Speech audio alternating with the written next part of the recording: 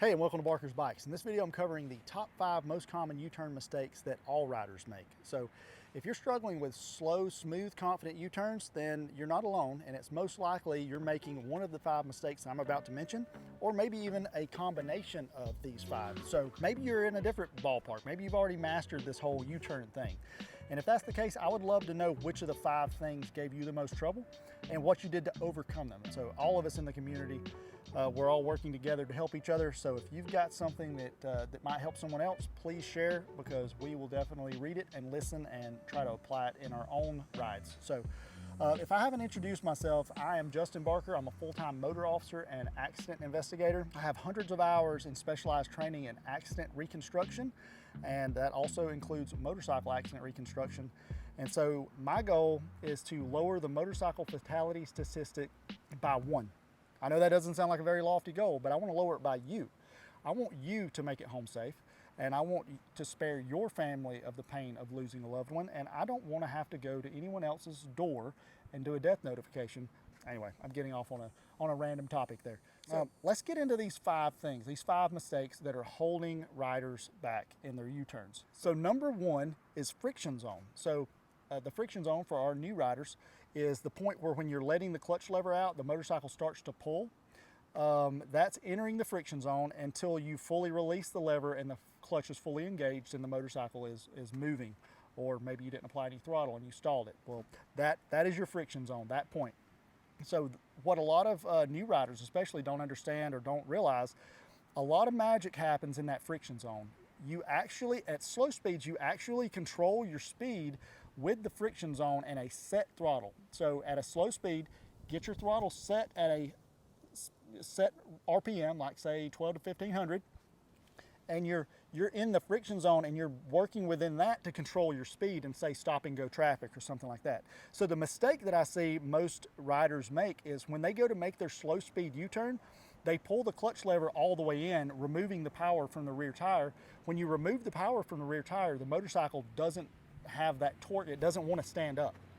So in the motor officer world, we manipulate that friction zone all the time, because when we remove the power from the rear tire, the motorcycle dips. When we let the friction zone, when we let the clutch lever out, the motorcycle wants to stand up. So if I need to make a sharp maneuver, a 90-degree turn, as I'm coming into it, I pull the clutch lever all the way in and the motorcycle starts to dip. There's not power that's holding it up. And as the motorcycle's dipping, I'm letting the clutch lever back out into that friction zone. The power goes to the rear tire. The motorcycle wants to stand up, and I'm able to manipulate that. So pulling the clutch lever all the way in, removing the power from the rear tire, is one of the things that people do wrong within the friction zone. The other thing is riders will let the clutch lever all the way out. So if the clutch lever is all the way out and you're trying to do a slow speed turn, well, a lot of times first gear is too fast to be trying to do this slow speed maneuver. So you're trying to, you've got the throttle completely off and then you're on and it's jerky and the bike is wanting to stall, and it's not pretty. So that is a bad mistake. So you don't want to be clutch lever fully released. You don't want to have the clutch lever pulled fully in. You want to be within that sweet spot, in that friction zone. Now, that leads us into point number 2. So mistake number 2 is not having proper throttle control. So if you're trying to use this friction zone without any throttle, you're going to have problems, because if you're going into the friction zone and you got the bike leaned over and you don't have any throttle applied, then the bike is going to stall out. So if the bike stalls, then you just remove power from the rear tire, and now that you don't have power going to the rear tire, the bike falls over and you have an unscheduled dismount, as one of the commenters mentioned at one time. So that happens a lot in your basic motor officer school. We have lots of unscheduled dismounts because we're trying to learn how to use that friction zone and that throttle. So use the throttle by setting it at a set RPM. So our goal in the motor officer world, we try to set the throttle at around 12 to 1500 RPMs. That is the Goldilocks zone. That is the sweet spot, because at 12 to 1500, you're not applying too much throttle. So if you apply too much throttle and you got the RPMs way up, you're causing increased stress on the clutch and increased heat, because we're working in that friction zone. But if you don't use enough throttle, you will end up stalling the bike. So you've got to be in that sweet spot. So 12 to 1500 is the goal. Now, as you're learning, if your RPMs are more than that, if you're 2000 to 3000, that's fine. It's better to have too many than not enough, because you want to know when you start letting that clutch lever deeper into the friction zone, the power is going to go to the rear tire and the bike's going to stand up, not stall out. So that brings us to point 3. The third mistake is not using the rear brake.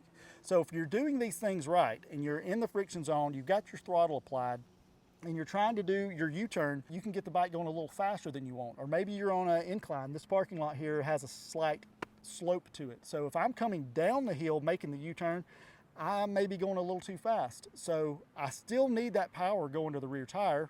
If I'm not doing that, then the bike is depending solely on momentum to try to keep it up as I do the U-turn. Well, that might be good going down the hill.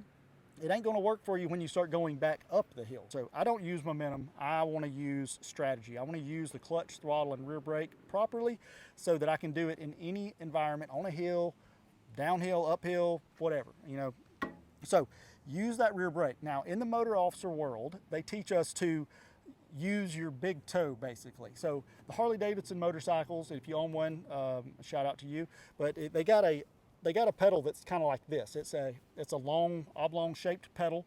It's not just a little bitty, foot lever like this. It's more of a pedal. So I say all that because the motor officer instructors, we won't use the full pedal. We don't put our foot. The student does not put their foot completely on the pedal.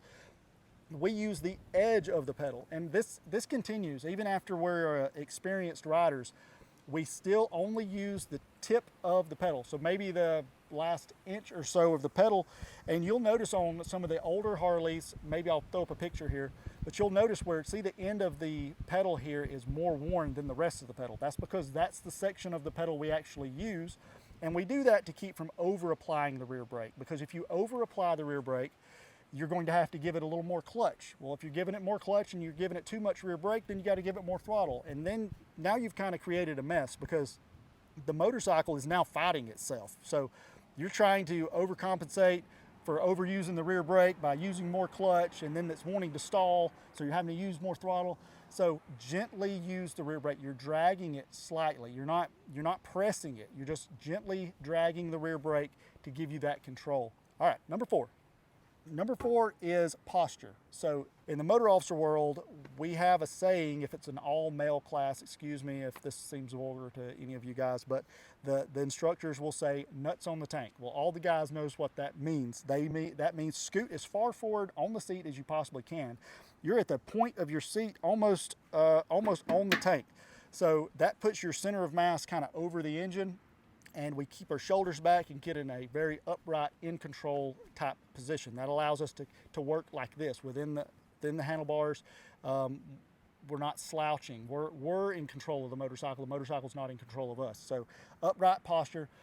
When I transition from, say, the street and I pull into a parking lot like this and I'm getting under that 10 mile per hour zone, maybe down to around 5 miles an hour, instinctively, I've done this so long, instinctively I feel myself scooting towards the front of the seat and my shoulders going back, because I know I'm going into slow riding mode because I'm slow riding the parking lots. I will mention ape hangers or those high-rise handlebars. It's a little more difficult to be upright and in control if you've got really tall handlebars, but you can still use it. It's still better than being laid back in the seat. Get your chest out, shoulders back, move up on that seat, and be in control of the motorcycle. All right, number 5, head and eyes. Yes, head and eyes. You're going to go wherever you look. This is a very overlooked mistake riders make. So you're doing this U-turn and maybe you're a little unstable and you're thinking about the ground, you're thinking about the edge of the road, you're thinking about that curb. You've got to resist looking at the thing that seems the most hazardous at the time. I know it goes against all you are as a person. You do not want to take your eyes off the threat. But in this particular situation, you're going to go towards that threat if you look at it. So what do?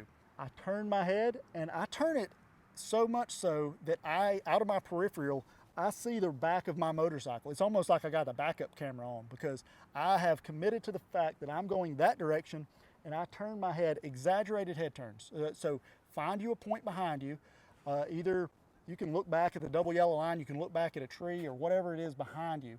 Just don't look to the sides of you. Even experienced officers lose maybe a foot or two in the concourses, and it's all because we look at the cone. So we have to break ourselves from this same mistake. It's so easy to look at the thing that looks like your threat. Now in the cone courses, we use these slick black plastic cones because usually when you bump them, they slide out of the way. Well, if you're already at a full lean on that Harley and you're doing this full lock turn and your front tire runs up on the base of the cone, it causes you to wash out really quick. So that is our threat. So you never really get used to dropping a motorcycle, whether it's yours or not. We take pride in what we ride, so those motorcycles, for the time being, are our motorcycles, and we try to take care of them. And hitting a cone and dropping the bike, everybody hears the sound, everybody turns their head and looks over towards you. It's just, it's not a fun place to be. So I hope you got some value out of this. If so, please comment down below and hit that like button, subscribe. I'd like to see you in the next video, and let's continue this conversation and let's become more advanced, safer riders together. See you guys.